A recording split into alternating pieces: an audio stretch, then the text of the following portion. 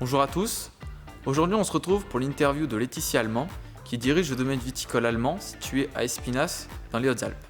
Dans cet épisode, nous allons traiter l'importance du management dans les entreprises et l'évolution du numérique sur le marché. Bonjour Laetitia. Bonjour Colin. Merci de nous laisser vous interviewer dans le domaine. Merci à vous. Et après avoir parlé de comment vous étiez à 18 ans et comment vous pensiez dessiner votre avenir, et ainsi de comment est-ce que vous avez repris votre entreprise, nous allons traiter la partie management. Est-ce que vous accordez beaucoup d'importance au management dans votre entreprise ? Je pense que l'humain, c'est capital. La plupart de mon temps, je le passe à gérer des problèmes humains, alors qu'ils soient en interne, j'en ai pas beaucoup, ou en externe, avec des clients, avec des fournisseurs. On gère beaucoup d'humains et du coup, c'est capital. Le management, c'est le point clé de l'entreprise pour moi. Donc, il faut y accorder un soin tout particulier et être très attentif à ces questions-là. Et alors, quelles actions mettez-vous en œuvre pour souder vos équipes et vos employés ? On essaie de faire entre guillemets du team building, ça passe aussi par des petits gestes quotidiens, le fait de se réunir régulièrement, de parler des problèmes, d'essayer d'écouter aussi. Par exemple, je travaille avec un salarié dans les vignes, j'essaie d'écouter aussi ce qu'il me dit parce que moi, j'y suis pas toujours et donc lui, il peut avoir un point de vue qui est intéressant pour améliorer son travail. Donc voilà, d'être très à l'écoute et de faire en sorte que l'ambiance soit bonne parce que c'est aussi ce qui motive les gens et voilà. Comment est-ce que vous définiriez votre style de management ? Autoritaire, paternaliste, consultatif, participatif, autogéré ? Alors autogéré quand même pas, parce que je suis dans un domaine où les gens ils ont quand même besoin d'être encadrés et de savoir ce qu'il y a à faire. Donc ça serait pas possible. Par contre, j'essaie d'être consultative, participative, voilà, et ouverte en tout cas. Après, c'est quand même une entreprise ancienne, donc il y a un peu le côté paternaliste de mes parents qui aiment bien suivre, encadrer les gens et qui du coup font un vrai suivi, ce qui est bien, ce qui m'aide aussi. Mais en tout cas pas autoritaire. En tout cas, j'espère pas, Colin.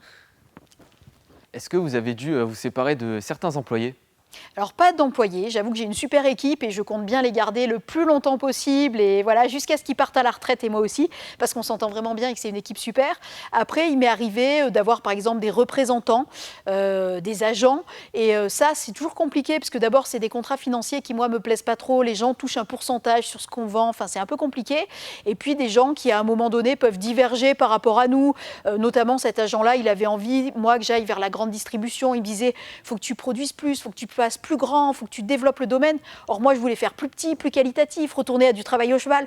Donc on n'était pas sur la même longueur d'onde et on a décidé de se séparer, mais ça s'est très bien passé parce que voilà, c'était quelqu'un d'intelligent aussi et on a vu qu'on n'était plus sur la même longueur d'onde et qu'il valait mieux que lui reparte vers d'autres aventures. Ça le libérait aussi de pouvoir prendre d'autres vignerons et moi ça me permettait de faire d'autres choses. Faites-vous appel à de l'alternance ou à des stagiaires ?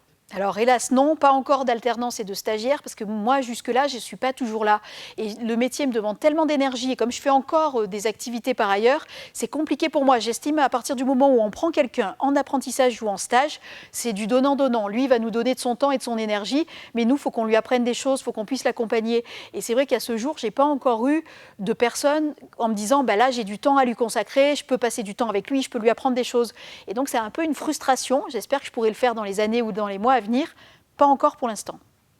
Est-ce que vous avez réussi à bien déléguer et qu'est-ce que vous préconiseriez à quelqu'un pour qu'il délègue correctement ? Des fois, on est obligé. Moi, en fait, quand j'ai commencé, je ne voulais pas mettre tous mes œufs dans le même panier, donc j'ai continué à garder des petites activités journalistiques par ailleurs. Et encore aujourd'hui, j'ai un statut d'auto-entrepreneur par ailleurs. J'anime des soirées, je fais du coaching, enfin voilà, je fais tout un tas de participations extérieures. Je tourne des petits formats sur le vin et donc je suis amenée à m'absenter.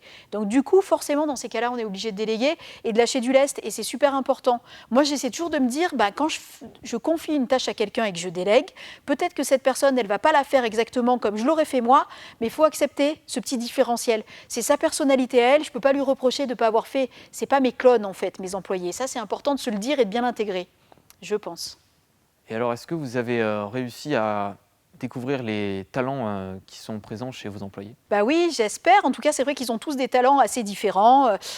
Par exemple, je sais que Véronique, qui travaille avec moi, a géré pendant longtemps des hôtels-restaurants. Donc, quand j'ai quelqu'un qui me demande des conseils pour un mariage, qu'est-ce que je prends comme vin ? Je vais avoir aussi bien ma belle famille que...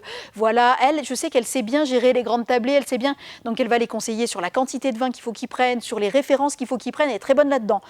Séverine, elle est très sociable. C'est une autre fille qui travaille avec moi à la boutique. Je je sais qu'elle aime bien l'événementiel, donc quand j'ai des petites soirées ou des choses, par exemple avec l'agence départementale, l'été dernier, il y avait une soirée, un concert, je sais qu'elle va être à l'aise là-dedans, donc j'essaie de tenir compte de la personnalité de chacun pour mettre en avant ses qualités et faire en sorte aussi qu'il s'épanouisse un peu dans ce qu'il fait, dans son job, quoi. Et comment est-ce que vous remerciez vos employés ? On fait du team building, c'est-à-dire que plusieurs fois par an, je les invite au restaurant. J'essaie de toujours être reconnaissante du travail qu'ils ont fait. Là, par exemple, pendant le Covid, je leur ai dit ce qui est vrai, moi, j'ai plus assez de sous pour me rémunérer, donc pour ne pas vous mettre au chômage partiel ou certains d'entre vous, je veux garder tout le monde, et notamment ceux qui sont dans les vignes, donc je ne me rémunère pas. Pendant 3 mois, je n'ai pas pris de rémunération. Donc voilà, j'essaie d'être toujours juste dans ce que je fais pour les encourager aussi, leur dire aussi quand c'est bien. Quand ça ne va pas, je le dis, mais quand c'est bien, je le dis aussi, parce que je trouve que c'est important d'avoir de la reconnaissance dans son travail. Et honnêtement, j'ai une super équipe, donc je peux pas me plaindre. Quelle est l'importance du numérique dans votre entreprise et qu'est-ce que cela apporte au domaine ?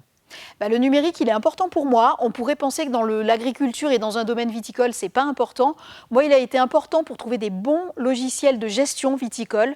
Et j'en ai trouvé un qui est super. C'est une start-up de jeunes à qui j'ai fait confiance et j'ai eu raison parce que leur logiciel est top. Et puis, je me sers aussi beaucoup, moi, des réseaux sociaux pour la communication. Je trouve que c'est important aujourd'hui. Et j'ai développé ce que mes parents ne faisaient pas, de la vente en ligne.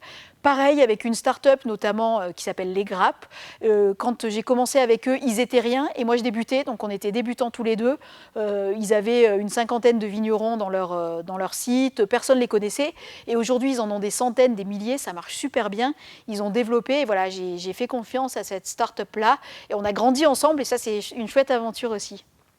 Alors comment est-ce qu'aujourd'hui vous faites face pour supporter les taxes, les subventions et les impôts que l'État français impose aux entreprises ? Alors les subventions, à ce jour, j'en ai pas encore demandé.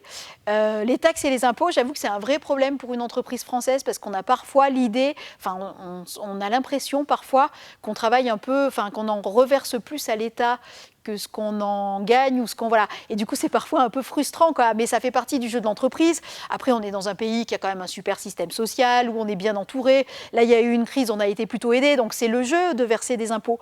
Mais c'est vrai que des fois, en France, c'est pas tellement même la quantité de ce qu'on paie, c'est un peu le système d'empilement et la complexité du système français. S'il vous plaît, simplifiez ce système français quand on n'est pas entrepreneur et qu'on découvre tout ça, on se dit mon Dieu, mais qu'est-ce que j'ai fait, quoi. Voilà. Et est-ce que vous pratiquiez l'optimisation fiscale dans votre entreprise ? Moi, pas vraiment, parce que je suis sur une trop petite entreprise, donc j'ai pas beaucoup de moyens. D'abord, je trouve ça pas bien de faire de l'évasion fiscale en tant que telle, donc j'en ferai pas de toute façon. Mais après, optimiser, je suis comme tout le monde. Oui, j'essaie de gérer au mieux, mais franchement, c'est une petite entreprise, donc optimiser, on peut pas vraiment dire qu'on optimise quoi que ce soit, parce qu'on a en plus un risque météo qui fait que d'une année sur l'autre, on n'a pas vraiment de prévisionnel, on peut pas vraiment savoir ce qu'on va rentrer, donc c'est très compliqué, mais ça fait partie du jeu. Mais merci beaucoup en tout cas Laetitia de nous avoir laissé vous interviewer dans votre domaine. Merci beaucoup. Et j'espère que l'on va se revoir prochainement.